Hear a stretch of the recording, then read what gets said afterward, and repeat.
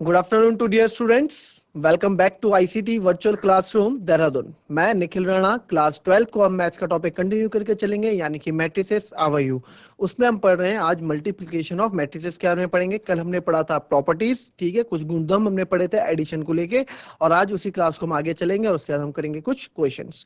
तो चलिए बच्चों, अपनी क्लास शुरू करते हैं, और शुरू करने से पहले हमेशा की तरह थॉट ऑफ द डे लेके चलते हैं। और जो आज का थॉट ऑफ द डे है कि हमारा सबसे अच्छा शिक्षक हमारी आखिरी गलती होती है। हमारा सबसे अच्छा शिक्षक हमारी आखिरी गलती होती है।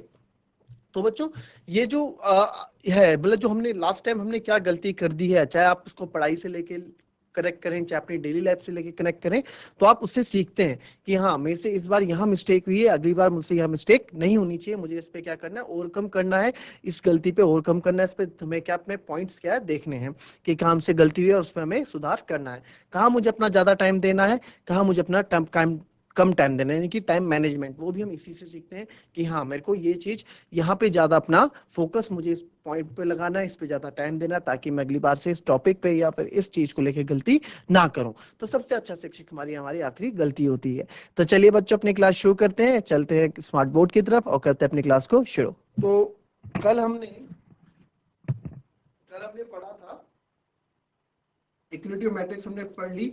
आज हम पढ़े मल्टीप्लिकेशन ऑफ मैट्रिक्स के बारे में, ठीक है। बट मैं आपको कल जो हमने प्रॉपर्टीज पढ़ी थी उसके एक क्वेश्चन उस पे बेस एक क्वेश्चन मैं आपको करा देता हूं। तो एक क्वेश्चन अगर मैं आपको लिखूं, if a equals to 8 0 4 minus 2 3 6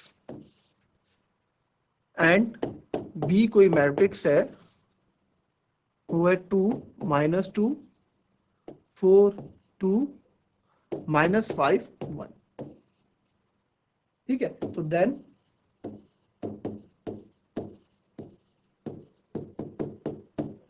find matrix x, हमें x फाइंड करना है सच दैट हमको ये दिया गया है कि जो 2a plus 3x equals to 5b, ठीक है, ये हमें दिया गया। इसके थ्रू आपको क्या निकालना है, x मैट्रिक्स आपको फाइंड आउट करनी है, ठीक है। तो करें इसको, आप कोशिश करें इस क्वेश्चन को करने की। कल जो हमने प्रॉपर्टीज पढ़ी है, सारा उसी से रिलेटेड ये टॉपिक है, उसी से रिलेटेड सारा टॉपिक है। आप करें इसको, पहले इसकी इक्वेशन को आप अलग से सॉल्व करेंगे, इसकी हिंट मैं आपको दे दूं, फिर ही आप लोग क्या कर पाएंगे, इसको सॉल्व कर पाएंगे इजीली। आप इसको ऐसे कर सकते हैं, आप इसमें ऐसा कर सकते हैं, 2a प्लस 3x था, तो 3x आप इसको करेंगे, 3x आप इसमें करेंगे 5b माइनस 2a। कैसे, इसका सॉल्यूशन मैं आपको दिखाऊं, अगर सॉल्यूशन आप देखेंगे इसका, अगर आपको क्या x मैट्रिक्स निकालनी है ना, तो 3x इधर रहने दो और 5b माइनस 2a ये कर दो, तो अब आपको x निकालने में इजी हो जाएगा, ठीक है। एक हिंट मैंने आपको दे दी, आप इसको ऐसे कर सकते हैं, 3x equals to 5b minus 2a। अब आप इसमें मैट्रिक्स निकाल सकते हैं। चलिए मैं 5b निकाल के आपको दिखा देता हूं, ठीक है। देखो क्या था, 3x equals to 5b minus 2a किया ना हमने, ठीक है, ये हमने किया, ठीक है, ये था। अब इसमें क्या करूंगा मैं, 5b x में हमें x निकालना है, तो आप पहले आप इसको सॉल्व करोगे, x equals to 5b minus 2a upon 3, ये हो जाएगा x equals to 5b minus 2a upon 3। इसको आप ऐसे कर सकते हैं। अच्छा, इसको अब और फाइनली इसमें लिखूं तो मैं 1/3 किसका 5b माइनस 2a, ठीक है, 1/3 किसका 5b माइनस 2a का। देखो यहाँ पे 5b माइनस 2a, अब a मैट्रिक्स ये है, b मैट्रिक्स मेरे पास ये है ना, तो a मैट्रिक्स लिख देते हैं पहले। a क्या है मेरे पास, 8 0 4 माइनस 2 और 3 6, और b मैट्रिक्स क्या थी मेरे पास, 2 4 माइनस 5 और 2 2 1। एक में माइनस 2 था, किस में था, ऊपर वाले में, ऊपर वाले में हमारा माइनस 2 था, है ना। तो ये माइनस 2 2 1। अब यहाँ देखो a b ये हमारा ये हो गया क्लियर। अब हमें क्या है x, ये हमने ये बना दिया था ना इससे, फिर तो x equals to 1/3 5b minus 2 कोने में लिख देते हैं, x equals to 1/3 of 5b minus 2a, है ना। तो यानी पहले मैं 5b निकालता हूं, कल आपको बताया था स्केलर क्वांटिटी से अगर मल्टीप्लाई करेंगे तो क्या करेंगे, ठीक है 5b हम निकालेंगे, तो 5b यानी कि b मेरे पास मैट्रिक्स क्या है 2, तो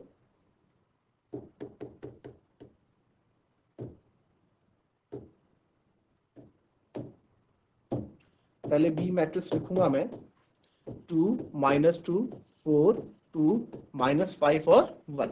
अब मैं निकाल रहा हूँ 5b, हम निकाल रहे हैं 5b, तो 5 आपको तो मल्टीप्लाई हो जाएगा 10 -10 20 10 -25 और 5। तो ये मेरे पास ये क्या आ गया बच्चों, 5b मेरे पास आ गया -25 5 10 10, और कितना ऑर्डर क्या है 2/2 ऑर्डर। नाउ नेक्स्ट, अब मेरे को 2a भी निकालना है, तो 2a निकाल लेंगे हम, तो 2a जब निकालेंगे तो मल्टीप्लाई हो जाएगी 2 के a से 16 0 8 4 6 एंड 12। आपको पता है कैसे आया, है ना। लो इसको स्टेप वाइज अगर ढंग से करें तो इसको पहले a मैट्रिक्स लिख दो यहाँ पे 8 0 4 -2 देन 3 6, ठीक है। अब इसको 2a करना है मेरे को, तो 2a 8 2 16 0 4 2 8 -4 3 2 6 6 2 12, ये मेरे पास 2a आ गया।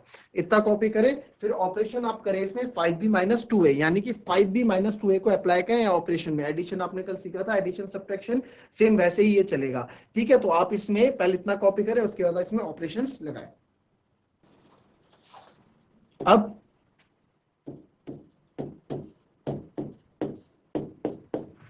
5b - 2a, है ना, 5b - 2a, तो 5b - 2a मैं करूंगा, तो 5b - 2a कैसे होगा, देखो 5b कितना था 10 - 10 लिख देंगे पूरा, 10 -10 20 10 -25 और 5।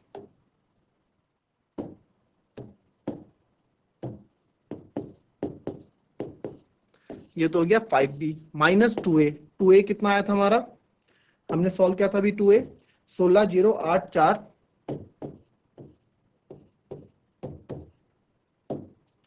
6 और 12, है ना। ये हमारा आ गया था 10 -10 20 10 -25 5 16 0 8 -4 6 12।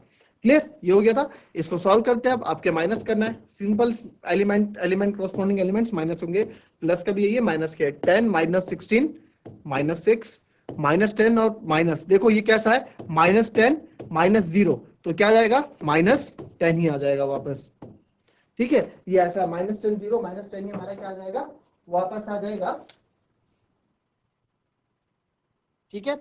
एंड फिर हमारा आ जाएगा 20 -8 12 10 -4, अब देखो 10 -4 है ये, तो 10 + 4 हो जाएगा 14। ध्यान देना हमें साइन का भी इसमें खासकर में ध्यान रखना है, तो ये 14 हो जाएगा। देन -25 -6 -31 हो जाएगा, क्योंकि -25 है फिर -6 है, तो माइनस माइनस प्लस होगा, है ना। तो 25 और 6 31, देन 5 -12 -7, तो ये तो आ गया मेरा क्या 5b - 2a, ठीक है। 5b - 2 आ गया, इतना कॉपी करो, पहले कॉपी करो इसे फटाफट। अब हमें क्या करना था कि 1/3 करना था, ठीक है 1/3 यहाँ पे,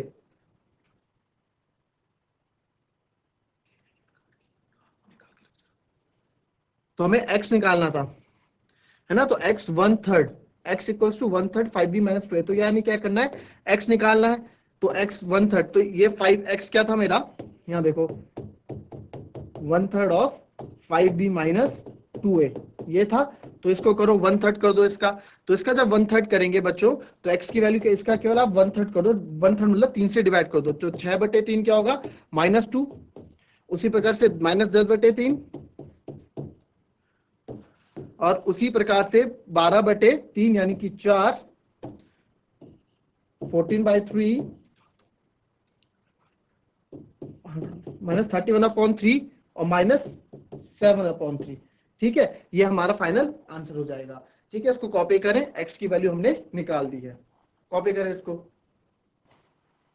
चलिए नेक्स्ट अब सीखेंगे हम, अब हम सीखने वाले हैं मल्टीप्लिकेशन ऑफ मैट्रिक्स। ठीक है, ध्यान से देखिएगा इसको।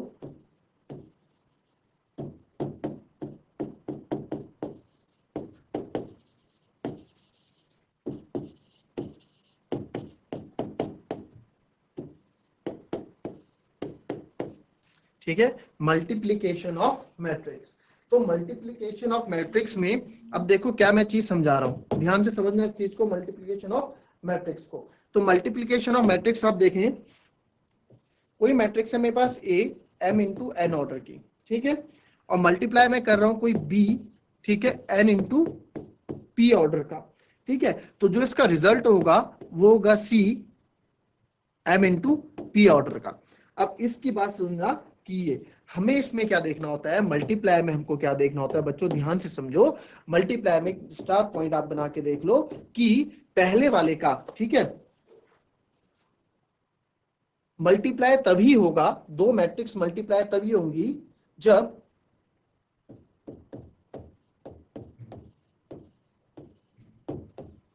पहले वाली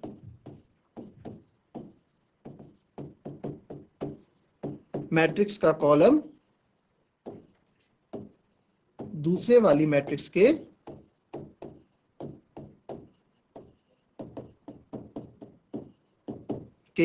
रो के बराबर होगा।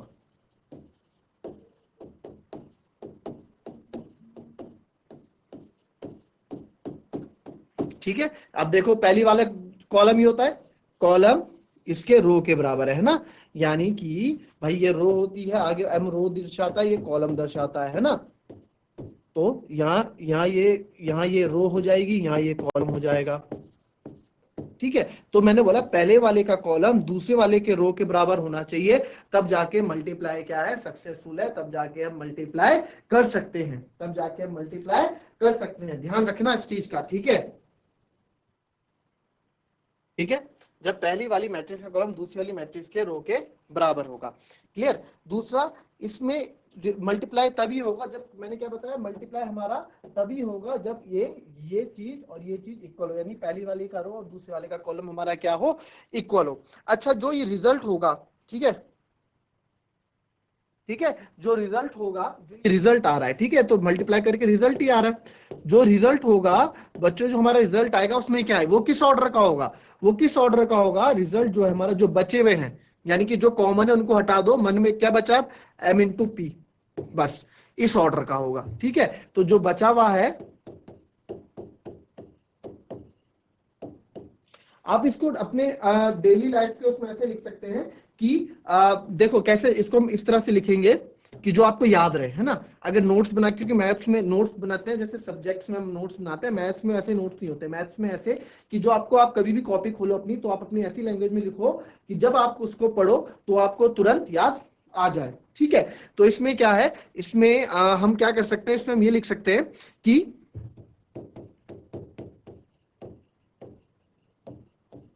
जो कॉमन है, कॉमन क्या है, ये एन एन है ना, उसे हटा के जो बचेगा वह रिजल्ट का ऑर्डर होगा, ऑर्डर मतलब कोटि होगी। ठीक है, अब वो रिजल्ट का ऑर्डर होगा, यानी कि जो हमारे रिजल्ट का ऑर्डर होगा। ठीक है, तो इसको आप जब हम क्वेश्चंस करेंगे तो इसमें आप और चीजें भी समझ पाओगे बहुत इजीली से। एक क्वेश्चन मैं इसमें दूंगा भी आपको, उसको आप और इजी से समझ पाओगे। जब इसको क्वेश्चन हम करेंगे, क्वेश्चन में हम इसको अप्लाई करेंगे तो चीजें ज्यादा समझ में आएंगी।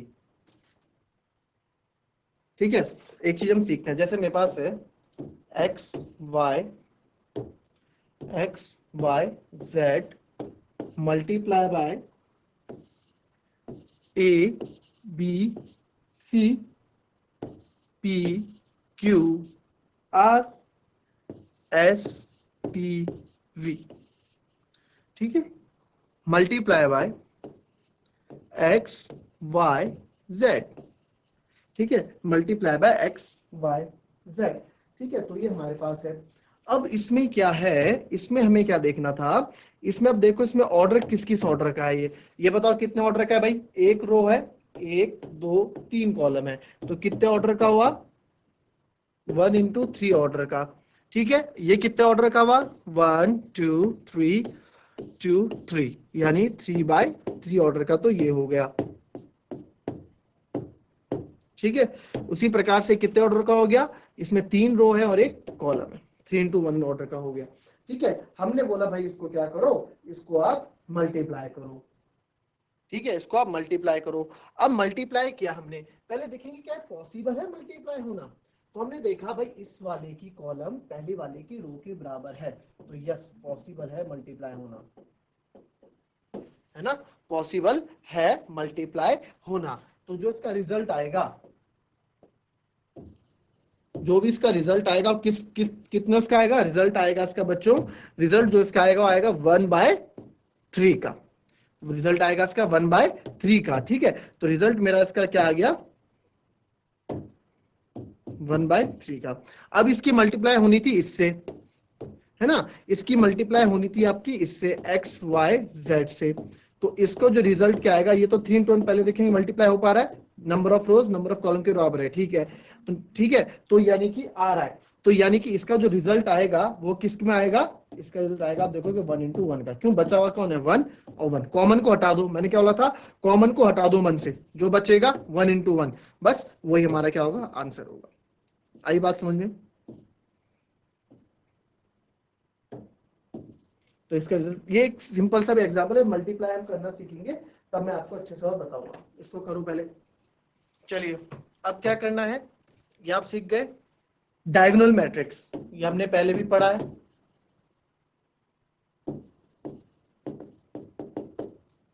ठीक है, यानी कि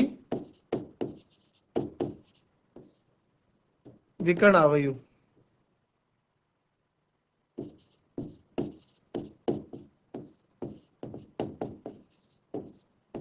ठीक है, अब इसमें मैं डायगोनल मैट्रिक्स में लिखता हूं 1 0 0 0 2 0 0 0 3। ठीक है, तो ये क्या है? 3/3 की है। ठीक है, तो इसको स्मार्ट लिखने का तरीका, डायगोनल मैट्रिक्स आपको पता है, डायगोनल मैट्रिक्स में क्या होता है, सारे एलिमेंट्स 0 होते हैं, विद आप हमारे जो मेन एलिमेंट्स होते हैं वो 1 2 3 वो कुछ भी हो सकते हैं, बाकी सारे एलिमेंट्स 0 होते हैं। तो इसको मैं लिखने का तरीका लिख सकता है DIAG, कभी ऐसा लिखा है तो घबराना मत, ये समझ जाना, ये बीच में प्रिंसिपल डायगोनल के एलिमेंट्स लिखे होंगे, प्रधान विकर्ण के एलिमेंट्स लिखे होंगे, बाकी सब 0 होगा। तो इसको स्मार्ट लिखने का तरीका होता है ऐसे। ठीक है, जैसे फॉर एग्जाम्पल मेरे पास एक और है, अगर मैं लिखूं 2 0 0 0 0 3 0 0 0 0 5 0 0 0 0 6, ये लिखा है। ठीक है, तो ये आपको क्योंकि डायगोनल मैट्रिक्स एक वर्ग अवयवी होता है, स्क्वायर मैट्रिक्स होता है ना, तो मैं लिख दूंगा ये डायगोनल मैट्रिक्स है और इसमें लिख देंगे 2 3 5 एंड 6, ये इसमें क्या है, इसके एलिमेंट्स हैं। समझ जाएंगे हम कि ये एलिमेंट्स इसके हैं। ठीक है, तो ये हमारे केवल डायगोनल एलिमेंट्स को हम ऐसे दर्शा सकते हैं, कभी ऐसे लिखा है तो आप लोग कंफ्यूज मत होइएगा। क्लियर? अभी हम सीखेंगे मल्टीप्लाई करने का तरीका, कि मल्टीप्लाई को करते कैसे हैं, मैट्रिक्स की मल्टीप्लाई होती कैसे हैं। ठीक है, जैसे अगर मैं बोलूं कि हमारे पास एक मैट्रिक्स है A, ठीक है, अभी डायगोनल की बात कर रहे हैं।